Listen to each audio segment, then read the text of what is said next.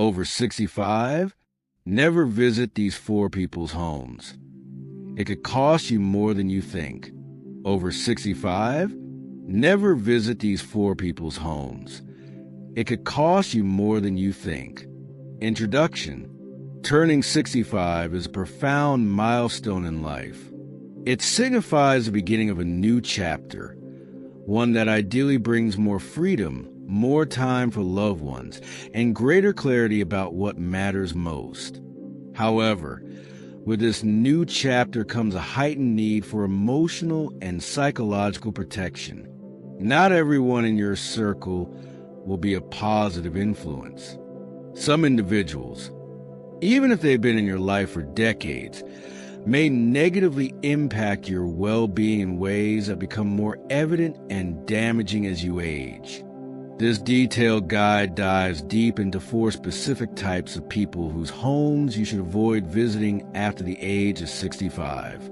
This advice isn't about isolating yourself or living in fear. It's about safeguarding your peace of mind, physical health, and emotional balance during one of the most meaningful stages of life. Chapter 1. The Constant Complainer. The constant complainer lives in a space charged with negativity. Their home is often an echo chamber of grievances about politics, health, family, or life in general.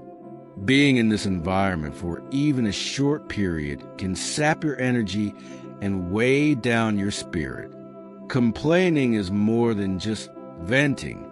It creates a loop of dissatisfaction and discontent. When you're over 65, your nervous system is less tolerant of stress. Repeated exposure to negative conversations can lead to anxiety, irritability, or even depression. Worse, the complainer rarely seeks solutions. They merely recycle their misery. Additionally, such environments often lack uplifting elements. There is little laughter, few kind words, and almost no gratitude. This emotional climate is particularly dangerous for those entering or living through retirement, as maintaining mental agility and emotional resilience becomes crucial. You may find yourself emotionally depleted after each visit, questioning your own outlook, and even mirroring their cynicism. Avoiding their home doesn't mean cutting them off. You can choose neutral meeting places or limit the time spent in their presence. Prioritize your mental health by steering clear of environments that leave you emotionally exhausted. Chapter 2. The Energy Vampire. The energy vampire is someone who dominates conversations, demands constant attention, and rarely gives back emotionally. Their homes often feel like emotional traps, places where you're obligated to listen, support, or even rescue them from their chaos. Unlike the complainer, energy vampires are more dynamic. They may seem charismatic or engaging at first, but as a visit unfolds, their neediness becomes apparent.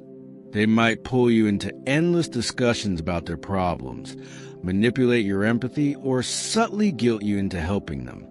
Over time, this dynamic can become deeply draining. After 65, your focus should shift toward preserving energy, building inner peace, and engaging in reciprocal, enriching relationships. Energy vampires disrupt that balance. Furthermore, their homes are often chaotic, filled with urgency, unresolved drama, and tension. You might leave with a headache, a racing mind, or an inexplicable sense of fatigue. These reactions are your body's way of warning you. To protect yourself, establish clear boundaries. Offer phone support instead of in-person visits. If you must meet, choose calm and time-limited settings. Never underestimate the toll that one-sided emotional labor can take on your overall well-being. Chapter 3. The Chronically Unwell Without Accountability.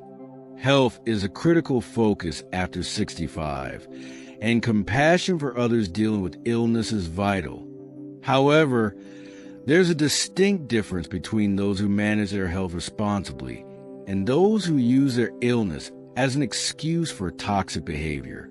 The latter group often invites visitors into homes filled with poor hygiene, erratic emotional states, and unhealthy routines.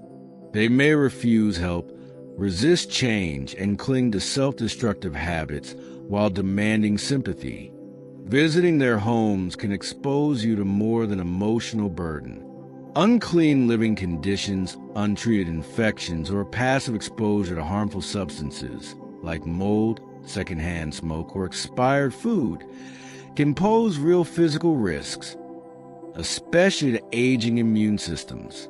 It's also psychologically damaging to be around someone who perpetually rejects positive action. Their defeatism can bleed into your thinking, discouraging your own healthy habits and goals. Compassion does not require physical presence. Support can be expressed through calls, letters, or occasional short visits under safe conditions. Protect your environment fiercely. Your space should be one of health, hope, and healing. Chapter 4: The Master Manipulator. Master manipulators are often subtle. They present themselves as kind, generous, or even vulnerable. But behind their facade lies a pattern of controlling behavior designed to exploit others, including you. Their homes are places of psychological warfare. They may use guilt, obligation, or emotional blackmail to trap you into commitments you didn't plan for. Over time, you may find yourself doing chores, running errands, or offering financial support simply because they made you feel like you owed them. At 65 and beyond, your time and resources should be going toward what fulfills you. Master manipulators rob you of both. Their influence can extend into your finances, your time, and even your relationships with others. They may isolate you by undermining your confidence in friends or family. Avoiding their homes is not just about avoiding stress. It's about protecting your autonomy. Don't underestimate the long-term cost of manipulation. You deserve relationships built on mutual respect and transparency. Chapter 5: The Psychological Cost of Toxic Visits. You may wonder, what's the harm in a quick visit? But for those over 65, even short exposures to toxic environments can have lasting effects. The body processes stress differently with age. Cortisol levels take longer to return to baseline.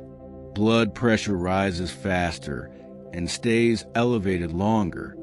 Prolonged exposure to toxic emotional energy can weaken the immune system, increase inflammation, and even impair cognitive function. You might notice brain fog, trouble sleeping, or increased irritability after these visits. Psychologically, there is also the matter of identity. At this stage in life, you're redefining who you are outside of career roles or parenting duties. Toxic relationships can confuse that process, causing you to question your worth or divert energy from meaningful pursuits. Every relationship you engage with should ideally be one that adds value, not just out of utility, but out of mutual love and respect. Reclaiming your emotional space means making conscious decisions about who and what you allow to influence your days. Chapter 6: How to Create Boundaries Without Guilt. One of the hardest parts of avoiding these homes is dealing with guilt. Many older adults have a strong sense of duty, shaped by cultural or generational values. But guilt is not a sign that you're doing something wrong. Often, it's a sign that you're finally doing something right for yourself. Start by redefining what love looks like. Love doesn't mean sacrificing your health. It doesn't mean tolerating emotional abuse. Love, especially in later life, must include self-respect.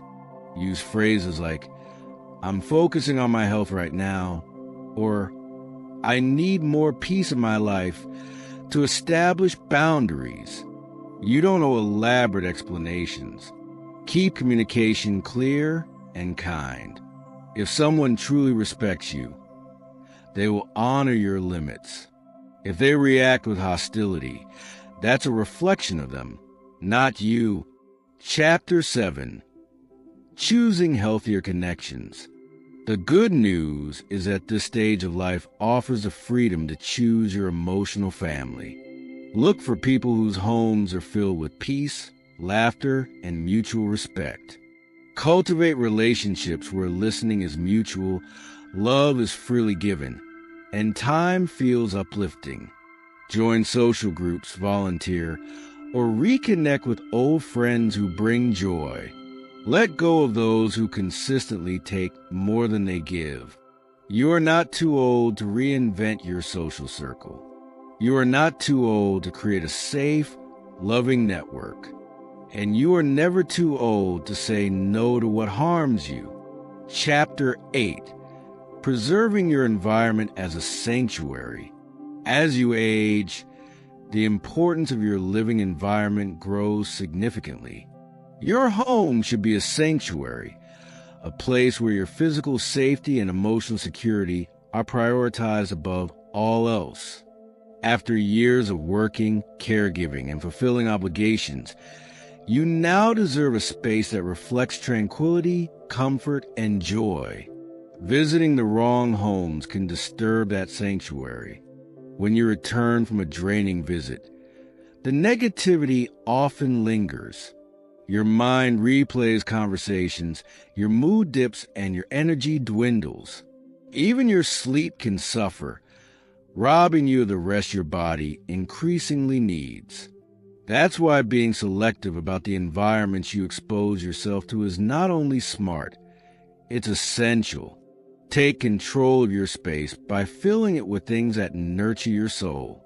Let sunlight pour through your windows.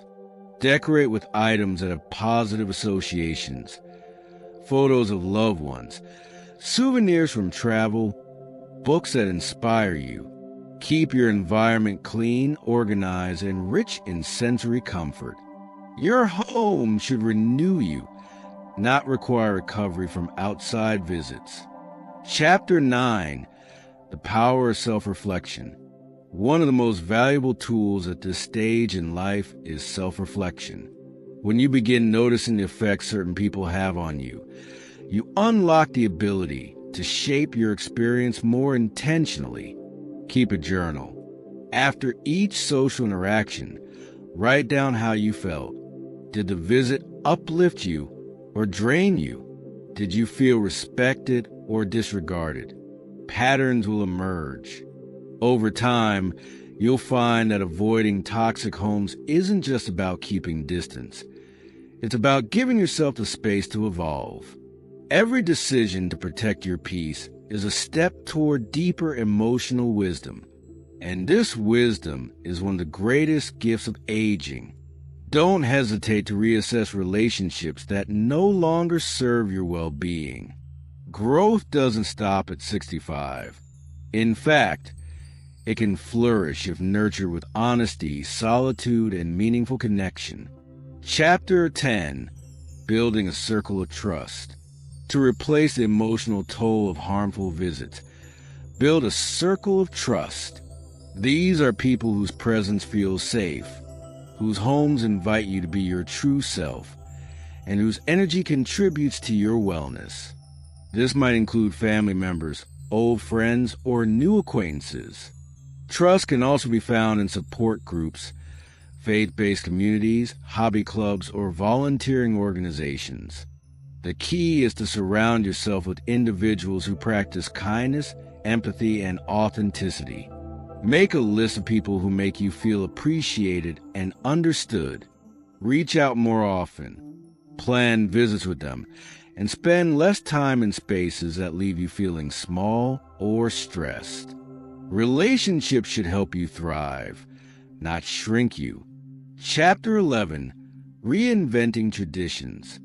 It's easy to fall into familiar routines, and visit the same people out of habit or tradition, but age gives you the authority to question those patterns. If Sunday dinners or holiday visits consistently leave you feeling worse, it's time to reevaluate. Consider creating new traditions that reflect your needs and preferences.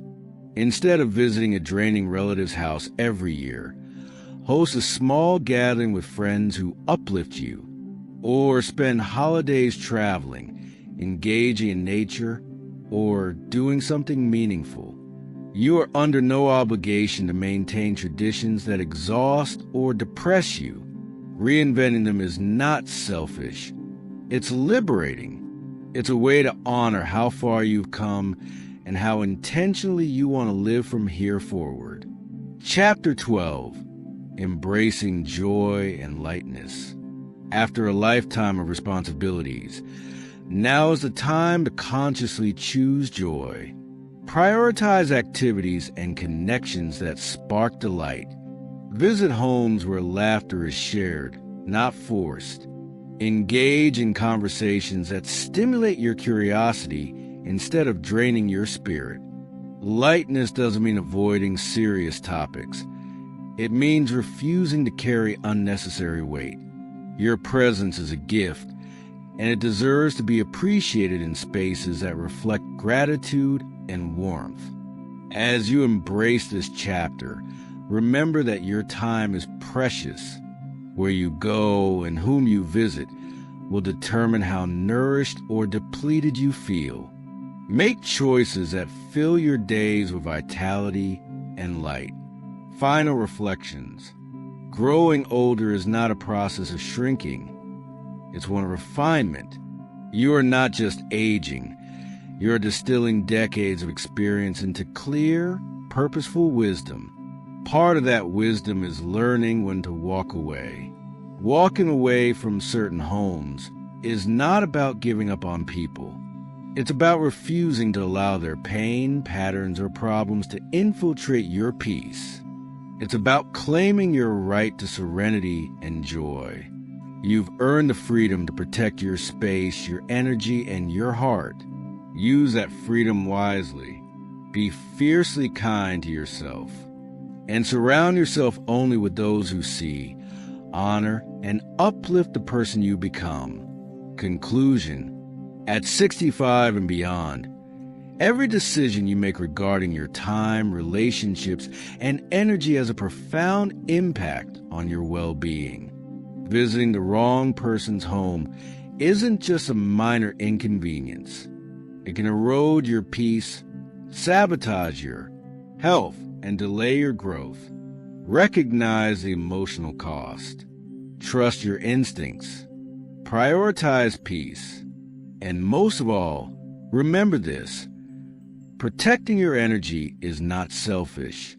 It's essential. Choose environments that honor your journey, your wisdom, and your future. You've earned it.